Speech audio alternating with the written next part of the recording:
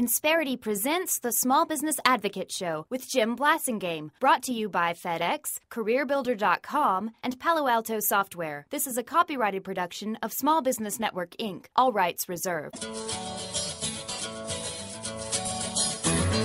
You're listening to a man whose work is never done. In a job like yours, even when it's finished, there's always one more thing to do. And his job is to make your job easier. It's a very difficult job, and the only way to get through it is we all work together as a team. And that means you do everything I say. He's Jim Blasingame, the Small Business Advocate.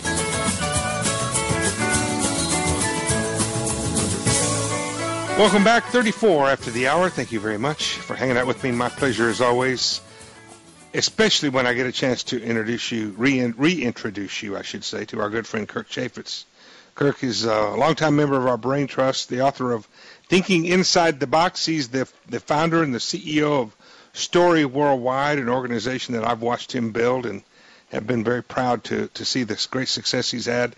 And he's one of the guys he's one of the early prophets, folks, who told us that in the post-advertising age, we're gonna have to do more storytelling and less manipulating. And he's here to talk to us about that again today.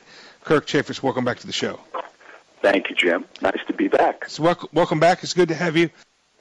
Kirk, recently you weighed in on the Facebook phenomenon, debacle, faceplant that they did. I mean, it was, to watch that, it was almost like watching a train wreck in slow motion in a lot of ways.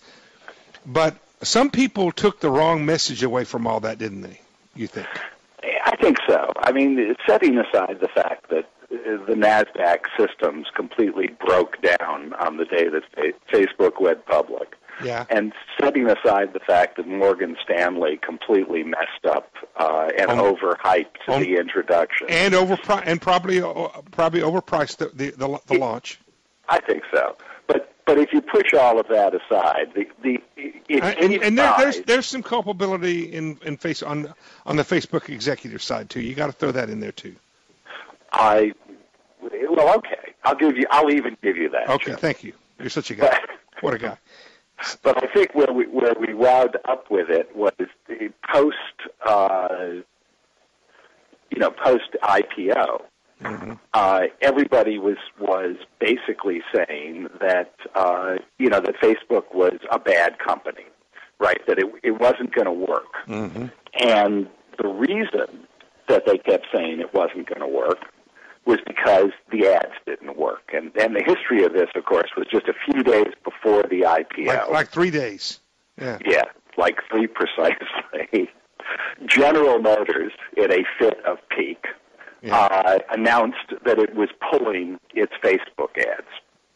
And that, quote, the ads don't work to sell cars, end quote, was the statement by Joel Iwanek, their chief marketing officer, to the Wall Street Journal, I believe, in an interview.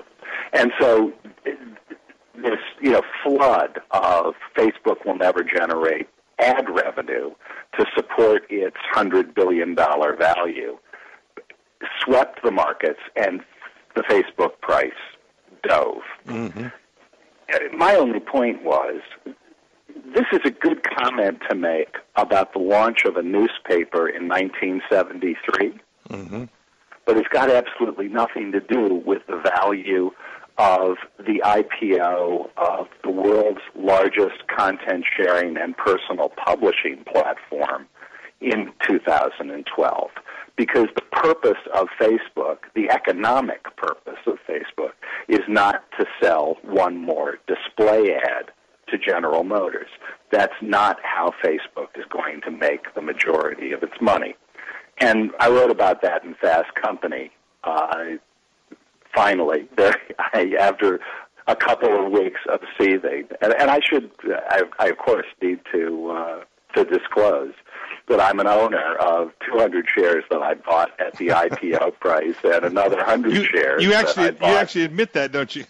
I'm proud of it, and I believe my family fortune is going to be affected by between 0.5% and 1% by that purchase positively one day. Well, the point that I want to make, and that I made in a comment to your piece on Fast Company, is that I don't think the validity of the Facebook model as a leader of new media should be harmed by their faceplant IPO. I think we should differentiate those two things, as you say, because whether Facebook should be a public company, whether it's going to wind up being a good investment from a public company, in my opinion, is different from the things that you've been talking about, and that I believe is part of the way we're going to go forward with in the marketplace, the way we're going to go to market. And I think Facebook's has got more right. They're leading that more than anything.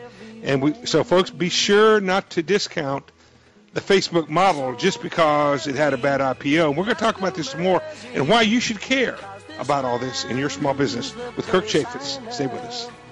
Insperity presents the Small Business Advocate Show with Jim Blasingame, brought to you by FedEx, CareerBuilder.com, and Palo Alto Software. This is a copyrighted production of Small Business Network, Inc., intended for the private use of our audience. Except as otherwise provided by copyright law, all other copying, redistribution, or publication without prior written consent is prohibited. All rights reserved.